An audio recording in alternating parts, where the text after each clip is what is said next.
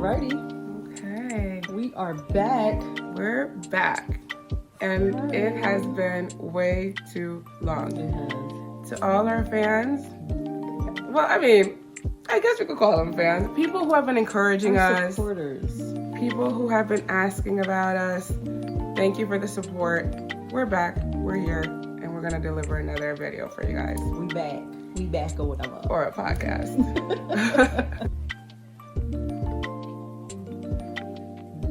I have trouble relying on people. God has been revealing to me that I do have a stronghold of self-sufficiency. I don't like to ask for help. I don't like to burden people. I like to be able to get things done on my own. I like to be able to depend on myself. And when I find that I need somebody, it's really difficult for me to reach out to someone. The example that I used with you was when I got stuck at the airport. Yeah. And I needed somebody to pick me up. And I called my siblings and they were unavailable. And I was going through my phone list of who to call. And I have a lot of good friends, people that I can reach out to and call at any given time.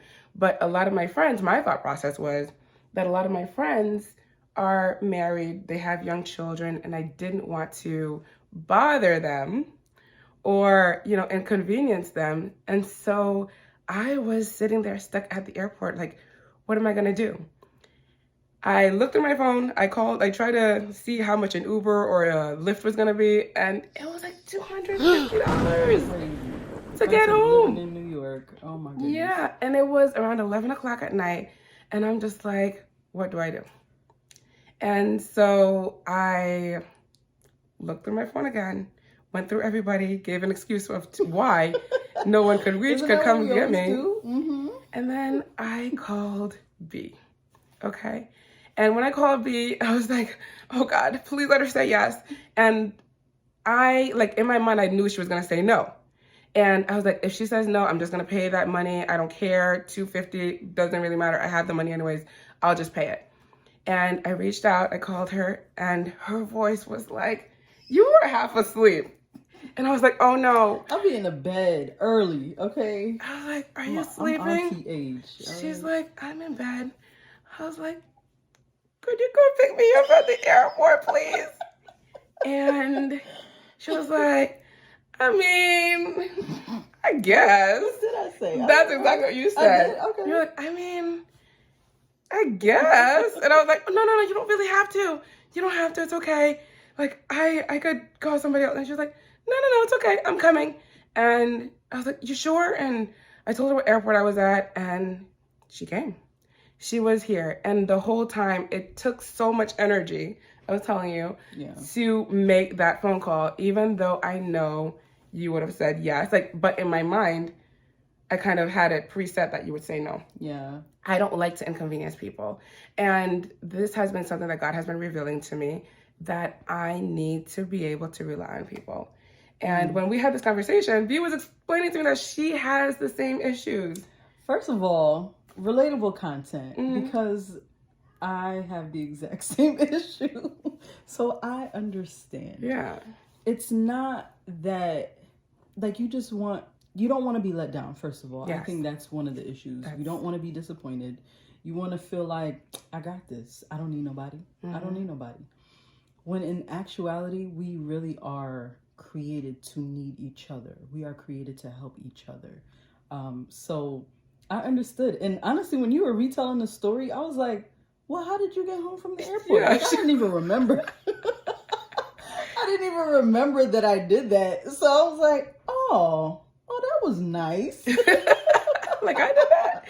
That was nice. But yeah, so I was explaining to Gus, first of all, like I said, relatable content. I'm the same way.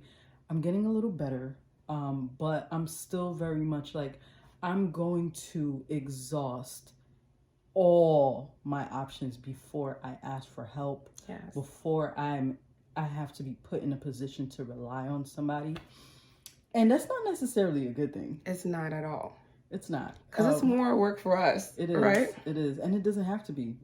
It doesn't have to be. And just you making up in your mind these stories of why people say no and you never actually asked. Like, it's a little, but we do it because we don't want to inconvenience anybody. We don't want to be a burden. Even though the crazy part is, I would do it in a heartbeat. Yes. The things that we let people rely on us about, the things that we allow people to depend on us on, we're not quick to ask them anybody else. Yeah. Why is that? I don't know, but I totally agree with you. Let's unpack this. If it were the other way around and you were stuck at the airport, I would want you to call me. And I would be more than glad to help you out because that's who I am. Like, I want people to be able to depend on me. And I probably wouldn't. I would hop on that Lyft app or the Uber app and be like, this is pricey, but I guess I got to do what I got to do. Without even considering, let me ask someone. Someone might legit be able to bail me out and, like, no, it's okay. It was at $250 for me. I'm like, $200. I'm thinking about all the wonderful things I could do with $250. Exactly. I was not going to spend it on a Lyft. Girl. So, no, but if you had said no, I would have. Well, I'm glad I didn't say no. I'm glad you didn't say no, too. I barely remember the experience. I'm glad you were there. And so, like, God has been revealing this to me that I need to learn how to depend on people. I hate getting disappointed. I don't like it when, somebody says they're going to do something for me and they don't come through. It bothers me to my core. Yeah. And so I built this wall where I don't ask anybody for anything. I'm able to take care of myself. I'm able to do everything for myself. Yeah. So I never really need to reach out to anyone. And that's just my fear of getting disappointed, getting in the way. And so I need to break this wall down. I think that's where we need the balance. We need balance of, it's very possible I could have said no. It's very possible you could have called anybody else and they would have said no. It doesn't mean that they went out their way to disappoint you. It's okay. Yeah. People can say no, just like we can say no, but we probably don't have the time, but that's another story. Yeah. But I think that's where we need balance. Like, give people an opportunity to say yes or no. Give them an opportunity to come through, or sometimes they're just not able, and that's okay. It's not a personal hit on us. They just couldn't. And that's the thing. I take it personal, right? Yeah. If somebody says no, like, I can't. Not okay. So with this situation, going to the airport, I understand that's out of the way. It's like an hour and a half from the airport to my place. So I totally understand if somebody tells me that they can't. That's okay.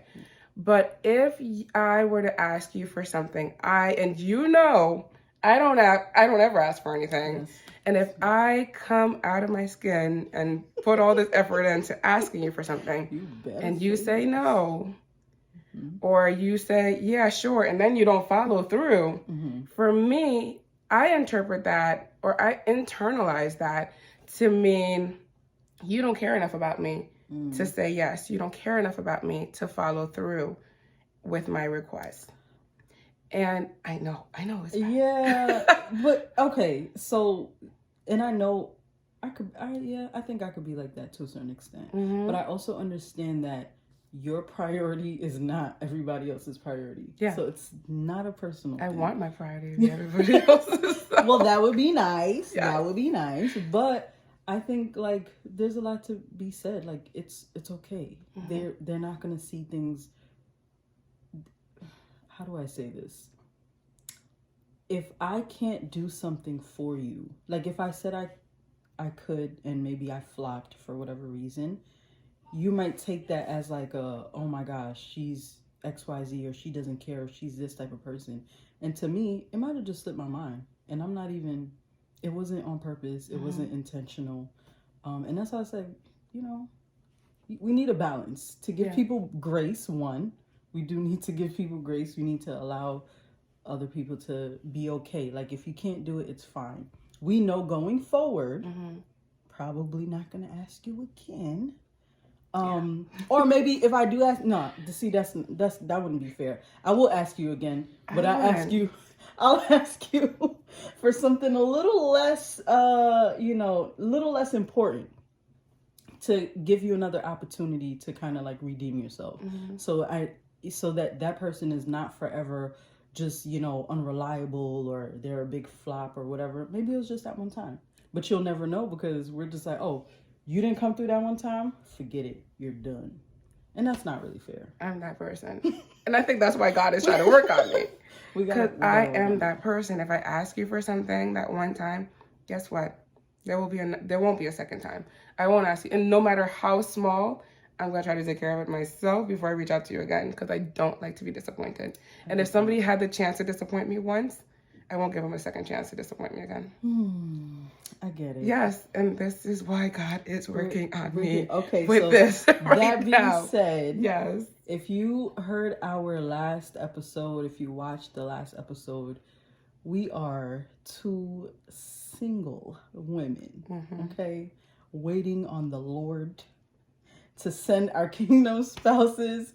So when I think about that, being able to, first of all, express that you need something, because that's the first step. So when I think about being able to express, oh, I need this, or I need help, I think that's going to be a huge part in a healthy relationship. yes, In a healthy marriage, because nobody is a mind reader. Yeah. Our live audience in the background, they're like, yeah. But yeah, I feel like no one can read your mind. And I long to be, I look forward to being in a healthy relationship, in a healthy marriage, where I am able to depend on my husband, and I can ask him something one good time and he's going to come through. I don't want to be in that same position. I don't want to be in that same mindset when I'm married and thinking like, oh, I don't want to ask my husband for anything because I don't want to inconvenience him. No, boo. We finna inconvenience each other for life. Okay, that's the name of this game. All right, I sacrifice for you, you sacrifice for me. You know what I mean? So I think that this is a really good time for us to get that out the way. But it's also good that it was brought to your attention. Yeah, it was. So you know that it's, well, me too, but we know that it's an issue and we have to work on it. Yeah, I think, like I mentioned, for me, you not coming through or you not following through on something means that you don't care enough about me. And I think that God is revealing this to me, because if I carry this into my relationship, into my marriage, anything that that I ask my husband to do and doesn't follow through, it's gonna be like, oh, you don't love me. You don't love me. And this is gonna be a huge roadblock in our relationship. Yeah. And it could lead to a lot of issues. So I think God is trying to work this out in me, help me to understand that not everyone's perfect. I'm not perfect. I should still be able to lean on someone, still depend on someone. And when they do let me down, I know that, first of all, God is the only one who won't let me down. Right? So if a person lets me down, I need to be able to give them the same grace that God gives me and forgive me. And I need to apply that to my marriage too, and not just say, oh, this person doesn't love me enough to follow through, but it's more of this person is human. Yes. This is what humans do. Yes. And I need to just be able to interpret it like that and just be graceful and forgive and move forward and then continue to grow and not pull back the way I would. Absolutely. That in the case that I'm doing right now. Right. Yeah. And so I think before we even get to the marriage, the marriage space, right?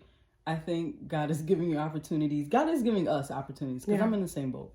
He's giving us opportunities to face that amongst friends and family before we even get to the place where we're like, because, marriage that's clink, right? Studio audience? Amen. Yeah. You know what I mean? So I feel like we do have that opportunity. So I challenge you, Gus, and I challenge myself. The next time that we need something, that we need a ride, that we need, be it a ride from the airport or someone to just like, I don't know, what's something that we might need? I don't know.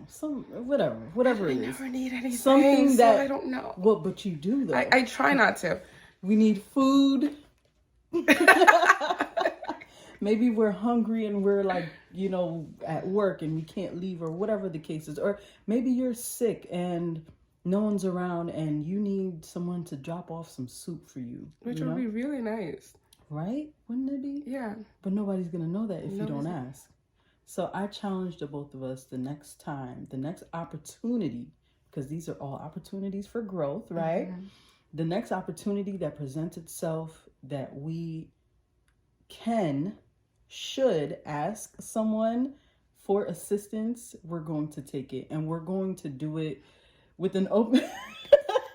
we're going to do it with an open mind. Uh-huh. And we're going to do it with thinking positively. Like, we're not going to assume that, oh, this person's going to be so busy and this and that. Because for the most part, even people in my life, they're like, man, you're asking me for something? Like, you never asked for something. Like, they're almost honored to do it for you, you know? Mm-hmm.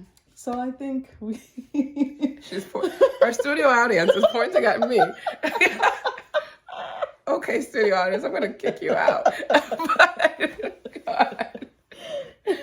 So yeah, that'll be our assignment. And if you are out there, you're listening to this, you're watching us on YouTube, and you can relate, then I challenge you as well. The next opportunity that you're given to ask someone for help, even if it's at work, you know, to give somebody the ability to help you out in some kind of way. Maybe it is something that you can absolutely do for yourself, but it'll be really inconvenient for you to do it.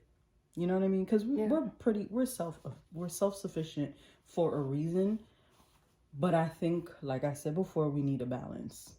We need that balance between being boss women and being able to get things done, and also being able to like have community and rely on each other. Absolutely. Because that's what it's all about. Yeah. You know what I'm saying? Absolutely. So I accept your challenge. Okay. I will try that. And you know what? When you were talking, I was thinking, even the little things, right? Even the little things that I feel like, oh, it'll be faster if I just do it.